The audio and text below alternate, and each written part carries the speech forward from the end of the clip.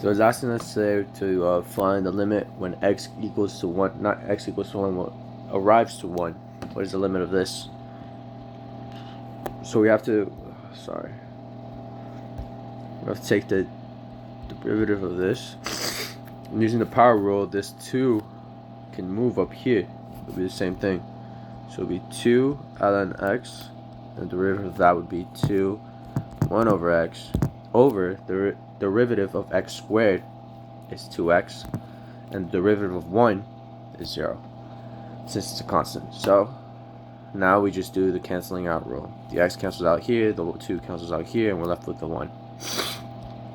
So our answer will be 1. Now going to this one. So here is a little bit tricky. However, in order, it's asking us if we can converge or diverge it, and this converges. So basically, we can't actually take the integral of this in this type of setup, since you just can't. What we're gonna have to do is we're gonna have to find a mediator from 0 to infinity, which is 1. So now we can say 0 to 1 plus, since we broke it down, we'll have to use this as well, 1 to infinity. And 0 we'll substitute it with a random variable. For this one, I'll just say b. So 0 is the same as saying b, and infinity is the same as saying, let's say c. Okay, so now we have that out of the way. Let's break it down. So here we're saying b to 1 of 1 over square root of x by x plus 1 plus, since we broke it down, it will be 1 to infinity, which we labeled as c, to the same problem,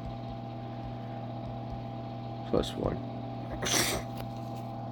And here, technically, how we're supposed to look at this is, instead of normally just distributing the square root x to both of to the variables inside the parentheses, we can ignore it for now and just notice that the 1 over x plus 1 is almost the same as saying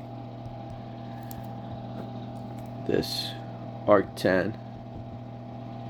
And this actually works because if you distribute the x squared into these variables, you will get that.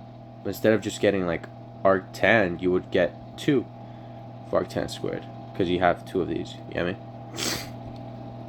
So then it would be arctan squared of b1 plus 2 arctan squared of 1 of 1 to c. And now once you rewrite that, arctan square root, it's actually going to come out to this. It's going to be 2 pi over 4. And the b will come out to 0, since it already is 0. Since b, the variable of b is 0, so it'll come out to 0, so I won't write it. Plus 2 pi over 2, which is what this is, minus 2 pi over 4. Right? And we can just cancel these things out. Bam, bam, since this one's minus, this one's plus. And you distribute the 2 pi here, and it'll cancel out here too, so you're just left with pi. And the answer is pi.